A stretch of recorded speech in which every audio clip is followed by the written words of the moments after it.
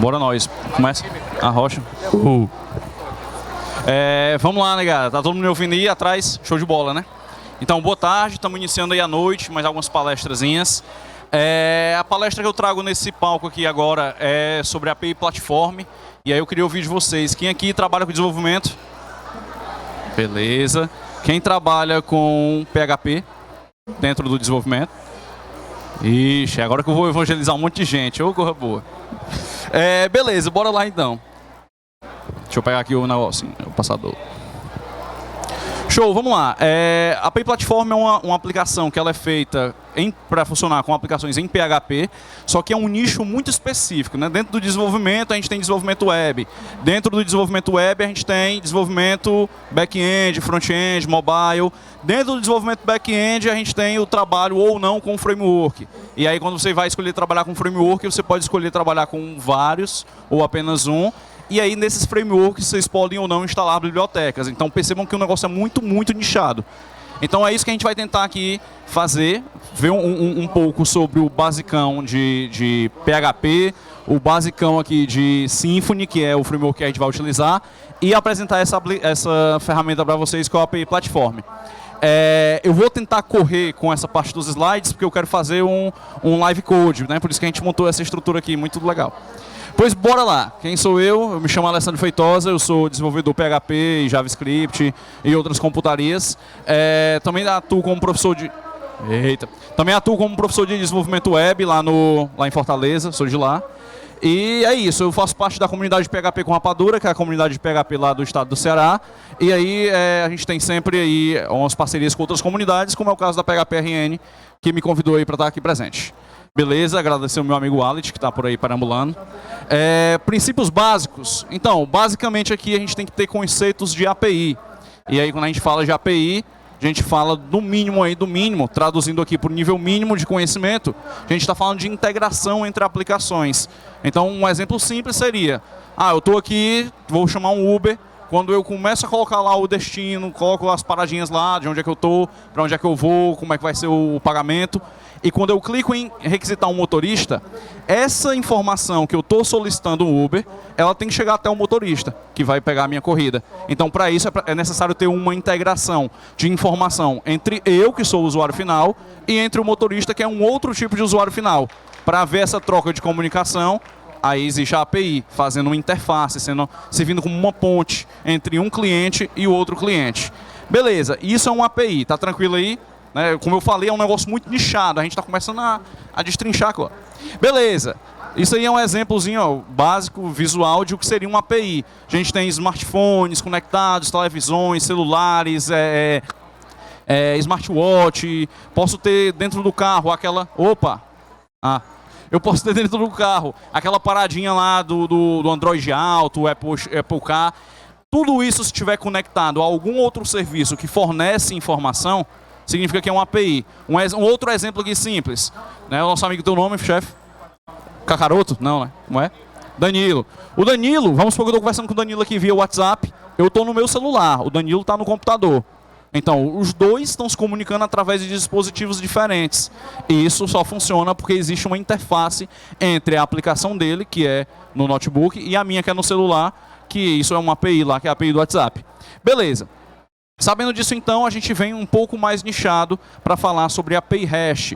Em poucas palavras, a API Hash basicamente é quando essa comunicação entre a minha aplicação e a aplicação do Danilo, elas comunicam através de um padrão de comunicação chamado JSON, que é gerado a partir lá dos objetos do JavaScript. Beleza. Então, Alessandro, significa que para essa comunicação aqui acontecer entre esses vários dispositivos, é necessário ter um padrão de comunicação aí, que esse padrão é o JSON. Exatamente. Ou seja, para conversar com o Danilo, eu tenho que falar a língua dele, e para ele conversar comigo, ele tem que falar a minha língua. Então, a gente tem que falar uma língua que os dois entendam. Isso é o JSON. Só que aí existe uma outra palavrinha que a galera bota ali depois, né? O pessoal bota nas vagas aí, precisamos de um programador com experiência em consumo de API RESTful. Aí você, meu Deus, o que é RESTful? RESTful é quando você pega a sua mesma API REST, que funciona com JSON, e adiciona algumas regrinhas nela. Algumas regrinhas que são mais no sentido de organização do seu fluxo de informações do que em relação a código. O código aqui é o menor dos problemas, o código é só o meio. O principal objetivo aqui de criar uma API RESTful é você fazer uma API que ela tenha uma organização, que tenha uma padronização. Beleza, então entendemos aí, ou não, o que é uma API. Esse é um exemplozinho de como uma API RESTful funciona. O meu cliente, quando eu falo cliente, não estou falando da pessoa não, estou falando do dispositivo que está se comunicando com outro dispositivo, né? Se a gente voltar ao exemplo do Uber, cliente seria o aplicativo no celular do motorista e o aplicativo no celular do passageiro. O passageiro e o motorista já não entram mais aqui em história. A gente está falando sobre os dispositivos se comunicarem. Beleza, então, meu cliente, que pode ser um smartwatch, um celular, um computador, ele vai fazer requisições para um servidor, o servidor vai processar essa informação pegando ou colocando no banco de dados e vai trazer essa informação, alguma resposta disso para o cliente. Um outro exemplo, está aqui eu, estou lá navegando stalkeando o Rodrigo lá no Instagram, aí encontro uma foto bem massa do Rodrigo e dou 2 toques. Eu estou interagindo ali com um aplicativo, isso não é back-end, isso pode ser tecnologia mobile. Beleza, dei 2 cliques ali. O que vai acontecer? Vai ser curtido e o Rodrigo vai receber uma notificação dizendo que eu curti a foto dele. Isso é quando o meu cliente, que é o meu celular, faz uma requisição para a API do Instagram. A API do Instagram salva essa informação no banco de dados, porque toda vez que o Rodrigo entrar na foto dele, ele vai ver que eu curti essa foto. E o Rodrigo recebe também uma notificação no celular dele, dizendo que houve uma curtida na foto dele. Então foi essa comunicação aí, basicamente, que aconteceu. Beleza. Show. Bom, sabendo disso então, a gente tem aí algumas definições. Cliente é sempre quem faz as requisições esperando receber as respostas. Então, cliente é o celular, o computador, o que for. E a API é quem recebe as requisições e gera as respostas. Então, sempre quando a gente está usando o celular, principalmente hoje em dia, que tudo e todas as coisas têm internet, né, tá conectado, a gente está a todo momento fazendo requisições e recebendo respostas. Se eu entro no site do GoRN e eu vejo lá uma telazinha ali com aquelas cores e tal, formulário, não sei o que, eu estou fazendo uma requisição e eu estou recebendo aquilo como resposta. E aí toda vez que você faz alguma comunicação usando aplicativo ou site ou o que for, é uma comunicação entre cliente e servidor ou cliente e API. Beleza, sabemos disso já então. Cliente pode ser um site, um web app, um app, um smartwatch, uma TV. E a API ela é unicamente feita por uma linguagem para back-end. Então a API ela roda no lado do servidor. Então é por isso que a gente diz que PHP é uma linguagem de servidor, que Node.js é JavaScript para servidor, que Python pode ser executado no servidor, mas pode ser também feito para outras paradinhas. Beleza, então aí a gente tem algumas das tecnologias que podem ser usadas para fazer APIs. Normalmente nos clientes, se for um cliente web, você vai utilizar HTML, CSS, JavaScript e essas linguagens mais voltadas para algo visual do usuário. Beleza, e aí entra o nosso queridão PHP. PHP, quem foi que disse que não conhecia PHP aqui? Levanta a mão. Beleza, mas quem não trabalha com PHP, levanta a mão. Muita gente, né? Ixi, o meu medo é essa palestra fazer vocês não querer trabalhar com PHP. É porque o processo de aprendizado de qualquer linguagem de programação muda de uma para outra. Se o menino chega ali na faculdade ou num curso técnico que for e colocam para a primeira linguagem de programação que ele vai ter contato, um Java, o cara fica traumatizado, é normal, pô. Né? Por que ele fica traumatizado? Não porque é Java, mas é porque Java trabalha com um paradigma orientado a objeto. Aí o cara não sabe nem o que é uma variável, aí botam lá para ele fazer uma classe, public, static, void main, blá blá blá. Então é muito pesado, né? Não é pesado porque é Java, viu? Essas piadinhas aí. Então é muito difícil você ensinar uma linguagem de programação com todo esse contexto de orientação a objeto e tudo mais, e arquitetura e padrões, para uma pessoa que está entrando na área agora. Então o PHP ele facilita o aprendizado, porque é uma linguagem que permite você aprender sem saber o paradigma de orientação a objeto. Você aprende o PHP chamado PHP estruturado, assim como é no Python, assim como é no Ruby. Então, inclusive, são linguagens que são mais recomendadas para quem está começando a aprender a programar. Só que o PHP que a gente vai ver aqui já é o PHP com orientação a objeto, já é um PHP que trabalha com um padrão arquitetural bem definido, então isso pode meio que sangrar os olhos de vocês, mas não se preocupem, PHP é mais fácil de aprender do que a gente vai ver aqui. Até porque a ideia da palestra não é ensinar PHP, é mostrar uma ferramenta ali bem nichosa do PHP. Beleza, o PHP ele é robusto, é uma linguagem que já tem mais de 25 anos de idade. A primeira versão do PHP foi disponibilizada em 1996, então é uma linguagem já antiga, né, principalmente para os dias de hoje, onde tudo é lançado muito rápido. É uma linguagem madura, porque nesses mais de 25 anos, várias e várias pessoas contribuíram para que a linguagem ficasse cada vez mais potente. Não é à toa que o PHP é utilizado em 79% da web. A Alessandra é usado mais do que JavaScript. Não, estou dizendo que PHP é usado em 79% da web a nível geral, de servidor. Então, quando você pega qual a linguagem de programação mais usada do mundo, muito provavelmente vai ser ali o Java, vai ser JavaScript, porque você não tem nichos, né? Java trabalha como multiplataforma, PHP é só para web, ainda mais agora o PHP está sendo só para servidor. Beleza, além de ser robusta, madura e ser usada em 79% da web, ela é constantemente atualizada. Desde 2015, existe uma cúpulazinha ali de pessoas que desenvolvem o PHP. O PHP ele não tem uma empresa por trás, não é uma ferramenta de uma empresa, é uma ferramenta que é mantida total e exclusivamente pela comunidade. Inclusive existe uma fundação, PHP Foundation, que recebe patrocínio, recebe doações para manter a linguagem constantemente atualizada. Beleza. Ela é orientada a objetos, embora você possa trabalhar com a linguagem não orientada a objetos, mas em geral hoje você trabalha muito com PHP orientado a objeto, e é uma linguagem de código aberto, então qualquer pessoa pode pegar o PHP e através dessa versão criar a sua própria. Foi isso que o Facebook fez lá atrás, antes de criar o React, o Facebook criou a sua própria versão do PHP, né, que a galera apelidou de hip hop.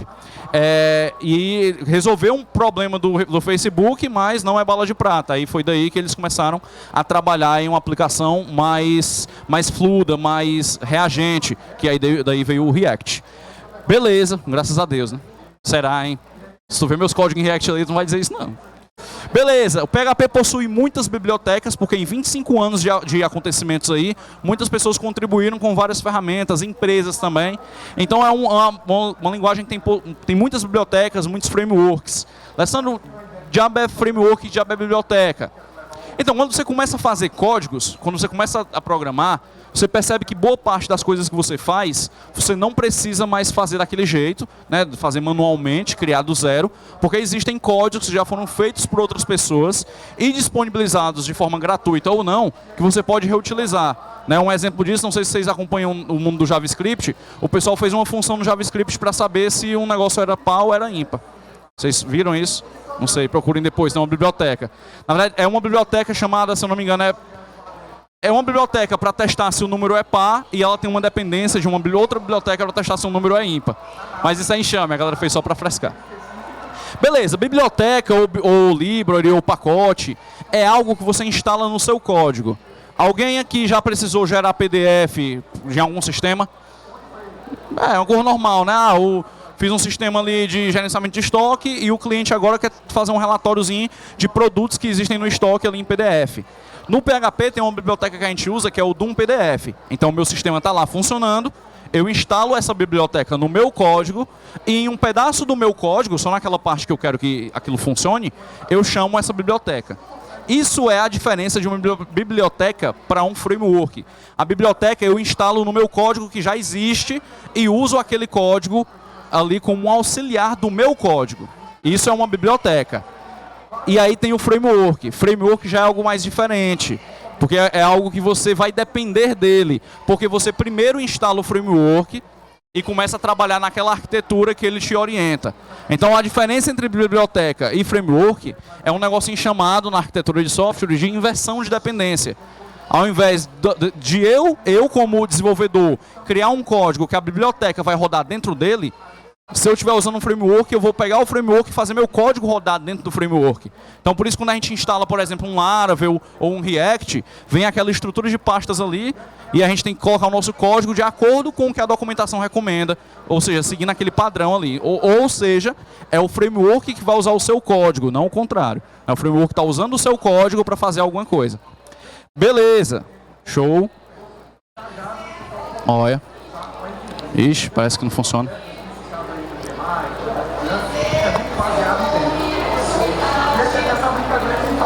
Beleza. Ok. Aí a gente tem as necessidades que a gente vai precisar para poder fazer o nosso live code aqui. A gente vai precisar de um negócio chamado ORM. Alguém já ouviu falar uma coisa chamada ORM? O pessoal que trabalha com Laravel aí tem o Eloquent. O pessoal que trabalha com Node tem o... Como é o nome lá do Node? Não entendi. Type ORM, mas tem outros também que a galera fala muito. Eu não lembro agora. Beleza, um ORM basicamente é uma ferramenta para evitar que você escreva código SQL. Tanto na parte de código que faz a estrutura do banco de dados, create table, create database, alter table, alter column. Você deixa de utilizar isso porque o próprio código da linguagem que você estiver utilizando vai fazer isso por você. E ele também evita que você precise utilizar aqueles códigos de SQL que a gente usa no dia a dia. Select from, insert into, delete. Né? A ideia é você, através do código da sua linguagem de programação, você fazer todo o gerenciamento do banco de dados. E isso evitando assim, não necessitando assim, da existência de um outro profissional só para criar o banco. Né? A galera que é mais da velha guarda aí lembra disso, que a gente tinha um DBA dentro da empresa que, na verdade, o cara nem era DBA, ele era só o cara que criava o banco. Né? Porque o trabalho de um DBA é um trabalho um pouco mais especializado. Criar banco de dados e selecionar e dizer o nome das colunas não é trabalho de DBA. Isso aí qualquer meninozinho faz. Beleza. Não precisa saber a sintaxe do SQL, mas se quiser pode. E a gente vai precisar também, aí a gente para isso vai usar o Doctrine. Doctrine é o mesmo que o Eloquent é lá para o Laravel. A diferença é que o Doctrine ele é muito fora de um framework. Você consegue usar o Doctrine com ou sem framework, com PHP puro, com PHP orientado a objeto. Você consegue utilizar o Doctrine dentro de uma aplicação aí sem ter muita necessidade. Ou seja, é uma biblioteca. Ele pode ser usado com ou sem framework, como eu falei. E a gente vai utilizar o Symfony. Por quê? Porque essa API Platform é uma ferramenta feita para rodar dentro do Symfony. Então perceba que agora a gente vai ter uma dependência gigante, que é instalar um framework. E aí isso é muito cuidado quando vocês precisarem criar um novo projeto, porque é nesse momento em que vocês lidam com a decisão do que vai ser feito lá no futuro. Se eu definir hoje que a API aqui da empresa vai ser criada em Symfony, amigo, papocou. Se der 6 meses de projeto, 1 ano de projeto e continuar em Symfony, ou vai ter que manter o Symfony ou vai ter que tirar e colocar um outro. E aí isso é um problema. Não estou dizendo que o Symfony é um problema, eu trabalho com Symfony. Eu estou dizendo que na hora de você escolher um framework, é uma medida que você tem que pensar bastante, conversar com o time, ver os prós e os contras de usar aquela ferramenta, aquele framework, aquela biblioteca, principalmente se for framework, porque como eu falei, quando você usa um framework, você depende da estrutura do framework para o seu código funcionar. Beleza. E aí, né, o framework é bastante utilizado por mim e por outras pessoas, obviamente. Hackearam aqui meu slide. Bora, vamos pro código. E aí, como a gente vai pro código agora, é o seguinte. Eu fiz, né, como todo live code sempre dá erro, eu já deixei uma instalação do API Platform encarregada, com tudo funcionando, mas eu anotei os passos num arquivozinho de documentação, e aí se vocês quiserem depois eu boto lá no grupo do PHPRN, eu vou mostrar o link aqui do Telegram mais tarde. Mais tarde não, já. Mostrar os links aí do ORM, que é o ORM, do PHPRN. Nem bebi ainda, estou trocando as palavras já. Pois bem, bora lá. Ó. Eu fiz aqui, basicamente, cadê... Se assustem não, viu? Eu não uso o tema branco no dia a dia, é só para poder vocês verem com os olhos melhor. Ó, beleza, isso aqui é a estrutura do Symfony. Mas antes de chegar nessa estrutura aqui, eu fiz esse bem bolado aqui, ó. Eu vim aqui... Eita, pera aí. Ó, como requisito da minha aplicação, no meu computador eu tenho instalado o PHP 8.1, que é a versão mais recente. Eu tenho instalado o MariaDB e eu tenho instalado o Composer. Beleza? Nada demais. Diga lá, doutora. Não entendi. Qual é a diferença para o... Qual é a diferença desse framework para o Laravel? Eu poderia dizer que é melhor, mas eu deveria estar causando treta. Mas não é por isso, não. Então, a questão do uso dele aqui é porque eu tenho mais domínio no Symfony do que no Laravel. Já trabalhei com Laravel, dou aula de Laravel, mas eu gosto muito do Symfony, né? Aí tem um ponto aí que eu gosto mais dele do que do Laravel, é porque ele acompanha mais rapidamente a evolução do PHP. Então, por exemplo, o Symfony ele trabalha já com PHP totalmente tipado, coisa que o Laravel ainda não consegue trabalhar tão bem. Então, algumas dessas coisinhas o Symfony acaba acompanhando bem mais rápido do que o Laravel, né? Esse suporte ao PHP nas novas versões. Mas assim, não tenho nada contra usar o Laravel. A ideia aqui de usar o Symfony foi porque o API Platform é feito para Symfony, beleza? Beleza, então aí ó, vamos instalar o Symfony. Para instalar o Symfony, é uma instalação normal, como se fosse a do Laravel. Compose, Create Project, perdi meu mouse, de novo. Pera, eu vou achar. Aqui, achei. Ó, tá aqui meu mouse. Então, para instalar o Symfony, a gente só precisa desse comandozinho aqui. Compose, Create Project. Eu deixei ali específico a versão, porque é a versão que eu instalei no meu. 6.1. Aí o Symfony tem uma outra diferençazinha pro Laravel. Como é teu nome? Vixe, aí vai lá, vai escutar não. Vou chamar de Maria. Carol, né? Beleza, Carol? Era? Se não for, vai ser. Então, Carol, a ideia do Symfony também é uma outra diferença em relação ao Laravel. Quando tu bota para instalar o Laravel, ele instala um monte de coisa, mesmo que tu não vá utilizar, correto? E como contrapartida, tu tem o Lumen, caso tu queira fazer só uma API. O Lumen é como se fosse o Laravel capado, que a galera, colega meu, fala.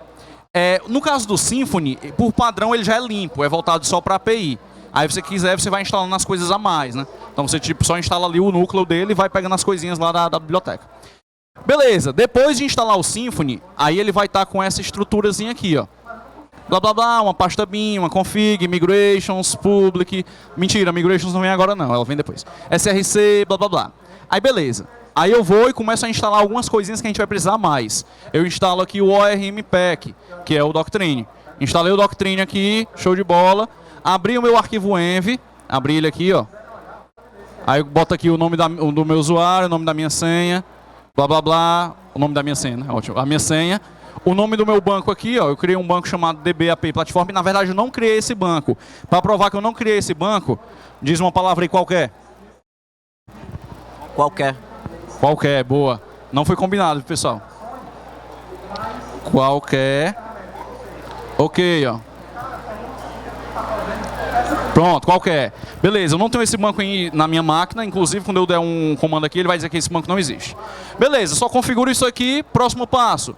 Próximo passo papocou já. Se eu rodar aqui, assim como lá no Laravel, lá no Laravel tu tem um Artisan Serve para subir o servidor.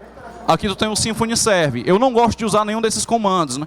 Porque isso não é puro do PHP. Eu sou muito purista. Eu gosto de usar esse comando aqui, que independente se é no Laravel, se é no Symfony, se é numa aplicação em CodeIgniter, isso aqui vai funcionar. Tu tá fazendo o PHP subir um servidor embutido para tu. Então é a mesma coisa de usar o PHP Artisan Serve ou usar o Symfony Serve. Beleza, vou subir o servidor. Subi o servidor na porta 8000, no meu localhost. Aqui que o menino chora e a mãe não vê. Tá aí, ó. O Symfony está instalado. Beleza, eu não fiz nada demais nele. Alguém aqui já ouviu falar no conceito chamado MVC? Levanta a mão. Beleza, a gente não vai usar ele aqui. Mas a gente vai usar uma coisa que a gente usa no MVC, que é a ideia de controller. O controller nada mais é uma camada da minha aplicação, que ela vai receber a requisição e vai controlar, por isso que o nome é controller, vai controlar a resposta que vai ser emitida para o usuário. Então isso no Symfony, perceba, eu nem estou com o API Platform instalado ainda, né? Finja que eu não estou. Eu estou aqui, eu vou só minimizar aqui o meu terminalzinho, blá blá blá. Vou vir aqui na pasta SRC, tem uma pasta aqui chamada controller, olha aí. Vou criar um novo controller aqui, ó. Eu vou botar o nome desse controller de, sei lá, botar aqui, bebida. Bebida, controller. Ó, show, né? Beleza, ó, arquivozinho criado. Aquela coisazinha padrão que você tem que botar no PHP, eu vou afastar. Segura aqui pra mim.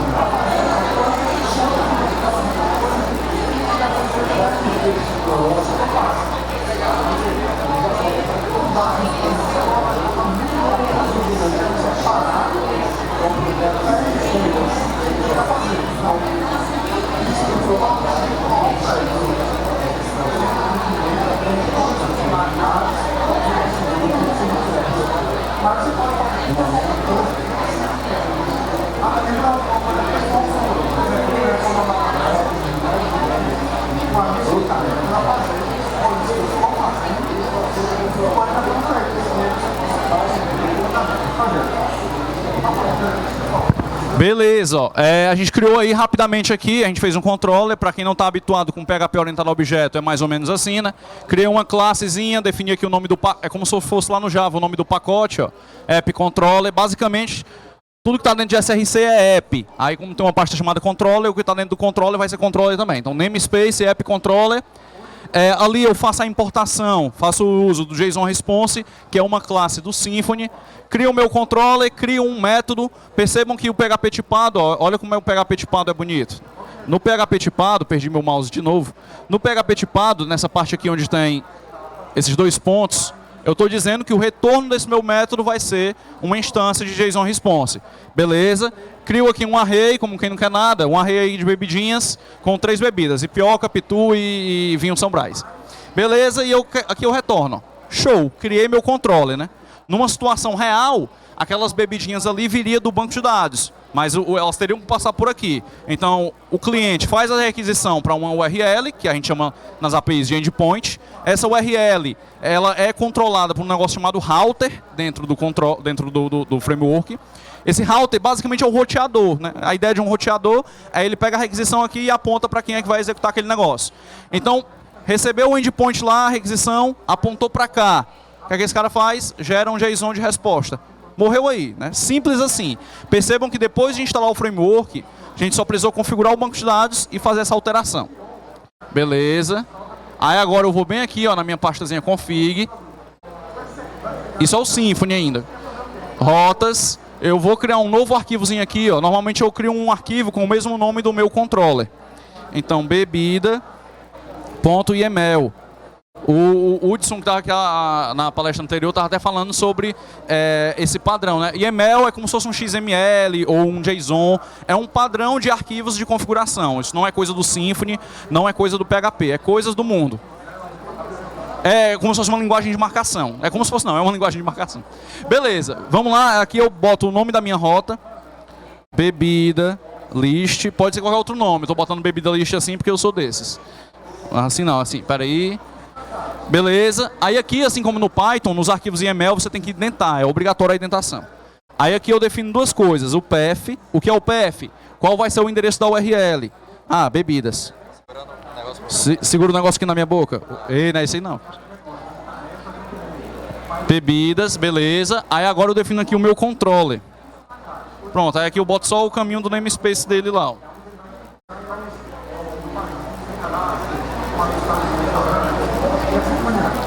Show, valeu. Ó, se vocês repararem aí, basicamente aqui eu botei o nome do meu controller, que foi aquele mesmo que eu criei, e eu botei aqui o getList. O pessoal tá dando pra ver aí de trás, tá? Porque eu não tô vendo não, eu tô indo só na intuição. Beleza, foi. Vamos testar, ver se funciona? Bora testar, né? Vou aqui na minha URL, ó, tô testando no navegador mesmo direto. Barra bebidas lá em cima. Tcharam. Beleza, nada demais aí, a gente fez um arquivo de configuração de rota, apontou para o controller e o controller caiu ali. Quando você vai lá na documentação do Symfony, o Symfony ele diz que você pode definir essa rota diretamente nesse arquivo aqui, certo? Só que isso não é uma boa prática quando você trabalha com arquitetura hexagonal, que é você dividir a sua arquitetura em camadas a ponto de conseguir trocar ou dar manutenção em partes do código sem precisar mexer no código todo, né? Inclusive, eu gosto muito da série dos livros do Uncle Bob, né? E eu estou me pegando lendo esse livro de novo, porque são livros que eu gosto de sempre ler. Esse é um dos livros, esse é o último, não, é o terceiro livro da série de 4 livros do Uncle Bob. Começa com código limpo, depois o codificador limpo, depois arquitetura limpa e depois ágil limpo, que ele fala muito sobre o desenvolvimento ágil. Beleza? Aí aqui eu tenho então, essa minha camada ficou só em duas, né? Uma rota que aponta para um controller. A gente botaria o banco aqui. Não vamos botar o banco com o Symfony direto, porque senão o nosso tempo vai se esgotar. E eu quero mostrar o API Platform. Beleza. Quais seriam os próximos passos aqui? Configurar o banco de dados, né? Criar as entidades com o banco de dados, blá, blá, blá. Fazer validação, se for necessário. E uma coisa muito importante dentro do desenvolvimento de API, criar documentação. Só que o pessoal sempre esquece de criar documentação de API, né? É normal. O sênior diz logo, eu sou a documentação. A galera assim entra olhando aqui, mas me ligo logo. Pois bem, nesse caso é onde entra as vantagens do API Platform. Principal vantagem do API Platform: Primeiro, que eu não preciso definir os meus controllers, eu só vou definir um arquivo e ele vai criar toda uma API RESTful para mim. Bora fazer um teste aqui, ó. Eu vou vir bem aqui, vejam bem onde é que eu tô. Gente, cadê meu mouse? Tá aqui. Ó, eu vou vir bem aqui, aí agora, beleza, vamos supor que eu tenha instalado o API Platform. Para instalar o API Platform, basta a gente dar esse comandozinho aqui, ó. Blá, blá, blá. Esse aqui é aquele passo a passo que eu fiz agora. Para instalar o API Platform, eu não botei, olha a documentação faltando. Mas é bastante simples. Composer require API. Aí ele já instalou a API Platform dentro da aplicação que seja em Symfony. Então primeiro você instala o Symfony, depois instala o ORM, que é o Doctrine, depois instala o API Platform. Show! Estando com o API Platform instalado então, como é o meu caso, eu dei esse comando já agora mais cedo, aí ele cria essa pastazinha aqui para mim, ó. API Resource. Show, né? API Resource está criado aí. Vamos lá, eu vou apagar agora esse meu controller aqui que eu tinha feito.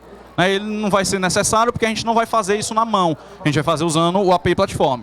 Vou apagar ele, ó. Apaguei aqui, não existe mais. Vou apagar aquele arquivo de rota também que eu tinha criado, que não é necessário mais. Bebida.yml. Apaguei também. E eu vou aqui nessa pastazinha API Resource, certo? Aqui, ó, API Resource, e vou criar lá um arquivo. Na verdade, eu posso criar lá ou eu posso criar diretamente aqui. Por conta do tempo, eu vou criar diretamente aqui. Esse aqui foi dois que eu já fiz de exemplo. Beleza, eu vou criar aqui, ó, o mesmo bebida.php. Show. Não precisa ser controller, não precisa ser nada. Isso é um arquivo de configuração do API Platform. Perceba que, como eu voltei, eu apaguei aqueles dois arquivos, é como se eu não tivesse feito arquivo nenhum ainda. A única coisa que eu fiz foi configurar o banco. Beleza, bora lá. Bebida. Aqui eu preciso fazer algumas coisinhas, né? Basicamente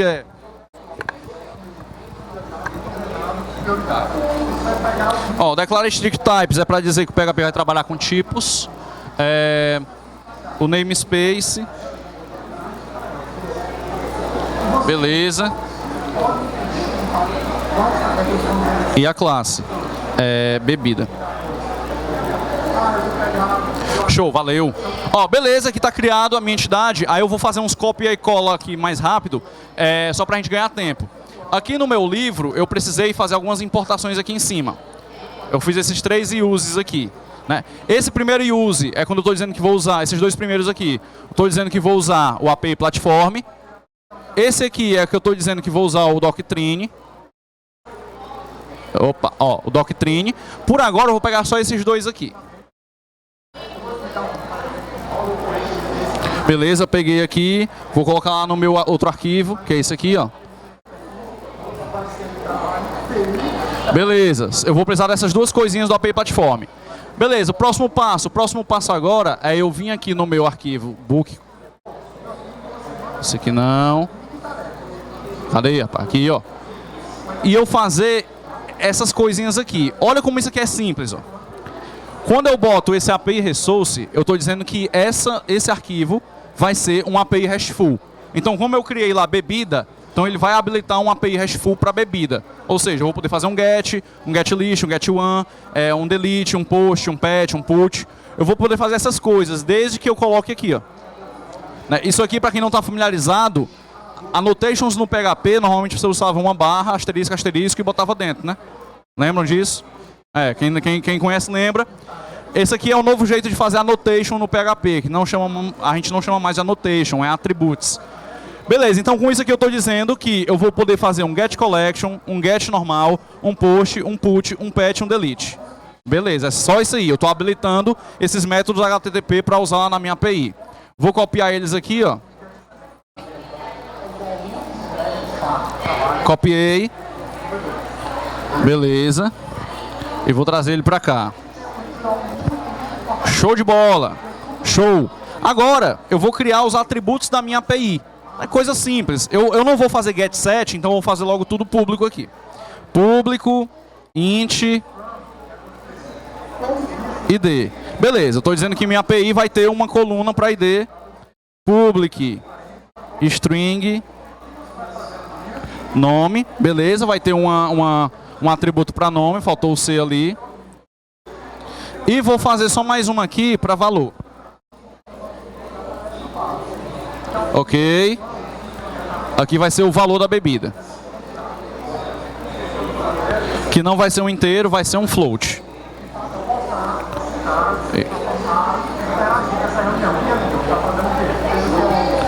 Show. Feito isso aqui, ó, eu só fiz esse arquivo, viu? Pra vocês não dizerem que é mágica minha. Beleza, ó. Só fiz aquele arquivo, o servidor continuou rodando. Eu vou agora lá no na minha aplicação. Vou botar aqui localhost 2.8000 /API. Tcharam! Primeiro ponto positivo da API Platform. Ele já gera a documentaçãozinha com Swagger. Então isso é uma mão na roda para qualquer desenvolvedor, que ninguém gosta de fazer documentação mesmo. Tá aqui, ó, blá blá blá. Olha isso, ele até descreveu, eu não disse nem o que é que ele fazia, mas ele disse aqui, ó. Olha, quando fizerem um delete para API bebidas /ID, vai remover uma bebida. Quando fizer um patch, vai atualizar parte de uma bebida, e por aí vai. Beleza, só a documentação, a API não está funcionando ainda. A API não está funcionando ainda porque a gente não criou o banco de dados, a gente não criou a tabela do banco de dados, a gente não criou os métodos para fazer essas coisas funcionarem. Olha o tempo acabando. Vai dar tempo, vai ser nos 30 aqui. Beleza, para agora fazer a aplicação, gerar o banco de dados, eu vou precisar utilizar aqui o ORM.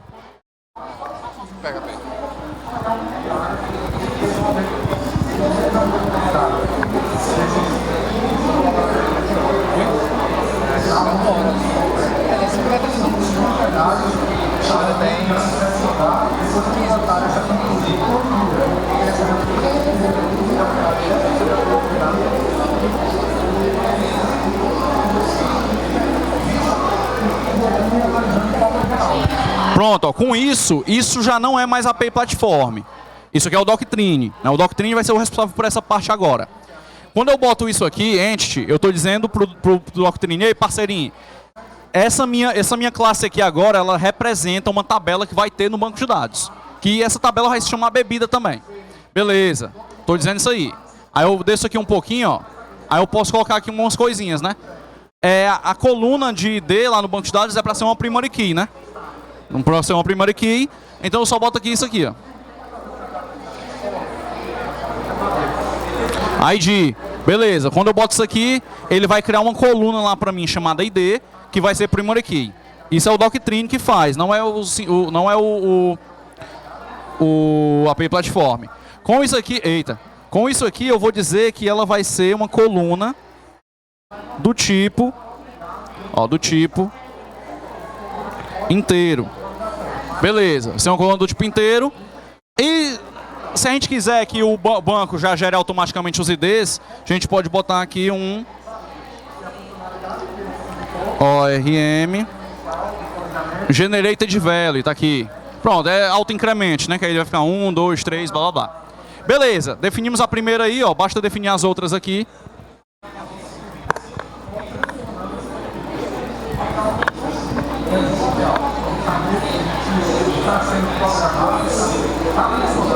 Fica do seu lado aqui, rapaz. Oi? Fica do seu lado aqui.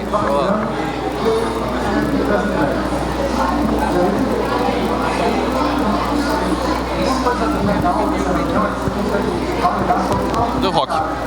Valeu. Ó, beleza, eu consigo definir outras coisas aqui, né? Não é uma palestra Doctrine, mas basicamente aqui eu estou dizendo que essa vai ser do tipo float. Quando eu não boto nada, ela vira do tipo varchar, que é string. E ali é o length, se eu quiser definir o tamanho. Show de bola. Como eu criei meus atributos públicos, eu não preciso fazer getSet, mas no dia a dia, em uma aplicação real, eu faria os métodos getSet para fazer o encapsulamento desses dados. Show de bola. Criados, então. Criados, né? Beleza, agora vem a partezinha interessante do negócio. Como a gente ainda não fez o banco de dados, a gente pode fazer utilizando isso aqui. Bin, console. Carol, lá no Laravel é como se fosse o Artisan, isso aqui. PHP Bin Console é o mesmo cor do Artisan lá. Só que o Laravel nomeia as coisas melhor do que o Symfony. Então aqui eu boto um Doctrine, Database Creation. Aí, ó, Create. Quando eu dou esse comando aqui, ele pega aquela informação que eu botei no arquivo .env, meu nome de usuário, minha senha, o nome do banco, que foi o qualquer, e ele cria lá, ó, database criado, né? Se eu der o mesmo comando de novo, ele vai dizer que o database já existe, né? Só para provar que o banco de dados realmente não existia. Show, e agora? Agora, ó, tem um comandozinho mágico mas eu recomendo vocês procurarem um negócio chamado Migrations. A primeira palestra que teve nesse palco aqui de PHP foi a do Marlon, e ele falou isso, né, que o Laravel tinha Migrations e tal. O Doctrine também tem, vale a pena vocês darem uma olhada. Mas como eu não estou fazendo uso de Migrations, eu só vou dizer para ele isso aqui, ó, ei parceiro, pega todos os meus arquivos que estiverem dentro da pasta Entity e atualiza o banco de acordo com a descrição que está nelas. Então ele vai criar uma tabela para mim chamada bebida, uma chamada book e uma chamada review. Essas duas aqui ele já tem. E ele vai criar as colunas dentro dela. Show. A prova de que ele criou é que se eu vier aqui e entrar no meu MariaDB e der um use db, qual era o nome do banco, hein? Não, era um nome maior. DB API Platform qualquer. DB API Platform. Que foi, mano? Já ia dar um erro. Qualquer. Beleza, ó. Dá um use aqui nele. Show, vou dar um show tables. Tu disse que não precisava saber SQL, Alessandro. Eu disse que se quisesse, podia. Aí, ó, bebida e book. Eu acho que review eu não completei. Mas tá aqui o bebida. Se eu der um desk aqui em bebida... Tá aí, ó. ID, nome e valor, né? Com os mesmos atributos que eu tinha botado lá. Show de bola. 40 ali no tamanho. Então, aquele comandozinho criou o banco. Show de bola. Massa demais. Beleza. Agora, para testar a nossa API, porque ela já está funcionando. Mas para testar a nossa API, era bom ter dados, né? Dados para testar. Então, assim como lá no Laravel a gente tem os seeders, aqui no Doctrine a gente tem o Data Fixtures. Eu tenho esse arquivo aqui já de padrão. Eu vou só salvar ele aqui, ó. Salvar ele com um novo nome. Botar aqui o nome dele de... Bebida Fixtures. Tá aí, eu criei um arquivo chamado Bebida Fixtures. Vou vir aqui. Segura aqui. É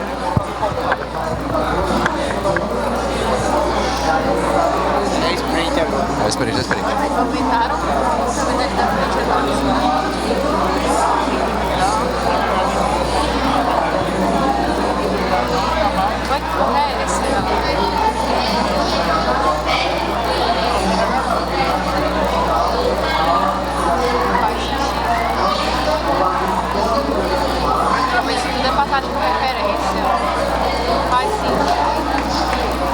Referência? Na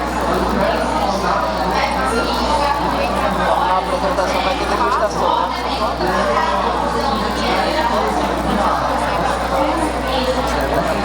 Eu sei, pra mim isso não vai ser.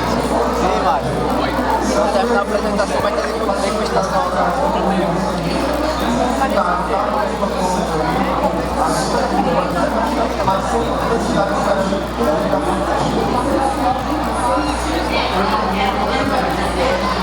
Ó, basicamente aqui a gente só tá criando um códigozinho, coisa simples, né? Vocês aprenderam isso aqui lá no Jardim 2 com a XZZ. Ó, coisa simples aqui. Eu vou subir o meu servidor de novo. Não, subir o servidor agora não, porque a gente vai precisar fazer outra coisa. Ó, é um for que vai de 1 até 100, nada demais, beleza. Só que a cada iteração que ele der nesse for, ele vai criar uma nova bebida que vai ter o nome Ipioca 1, Ipioca 2, Ipioca 3 até o 100. E aí vai persistir ela no banco, né? Isso aí é os comandos. Isso já é o Doctrine atuando aqui também, ó. Isso aqui é como se fosse o famigerado lá, insert, into, blá blá blá, que você faz no banco, beleza? É aquele persiste lá. Show! Vai criar isso aí no banco, desde que a gente rode esse comandozinho aqui, ó. PHP bin console Doctrine fixtures load. Você pode usar o comando completo, a palavra Doctrine fixtures load, ou você pode utilizar só DFL, né, que é a abreviação da palavra para cada primeira letra. Beleza? Ele pergunta se eu quero realmente fazer isso, porque quando eu faço isso, ele limpa todo o banco, né? Isso aqui é o tipo de recurso para você usar local, na sua máquina, para testar a sua aplicação. Você não bota isso aqui em produção, não. Essa parte, né? Beleza, ele gerou aí para mim meus dados de bebidas. Bora testar. Vamos subir o servidor aqui. Subir o servidor. Vou fazer agora um get para bebidas lá no meu Insônia. Cadê o Insônia? Tá aqui. O Insônia, eu vi uma galera aí falando mais cedo, é como se fosse o Postman. Eu uso o Insônia porque eu achei ele mais leve. Beleza, ó, fazer aqui um get para bebidas, ó. Bebidas. Tcharam, funcionando já, né? Só fiz, o que foi que eu fiz de arquivo aqui? Eu só fiz um arquivo. Foi só o bebida.php. Aquele outro bebida fixtures que eu estava fazendo agora há pouco, era só de enxame para poder a gente ter os dados no banco já para testar. Mas esse arquivo aí nem foi o importante. O importante, onde está o pulo do gato aqui, é nesse arquivo aqui, ó. Né? É aqui que está o riscado. É aqui que a gente faz as configurações do API Platform. Beleza, então tá aí, ó. Funcionou. Tô com um CRUD completo já em API para fazer a minha aplicação, sei lá, em Node, aliás, em React, em Vue, o que for. Faço a API rapidamente aqui e já consigo usar lá. Beleza, ponto positivo. O primeiro, documentação. O segundo, agilidade. Terceiro ponto positivo aqui, tempo, né? Porque agilidade e tempo não nem sempre é a mesma coisa. E o quarto ponto positivo aqui é uma parada que eu acho fenomenal na API Platform, que ele trabalha com o JSON e com um padrão chamado HowJSON. Ixi, errei.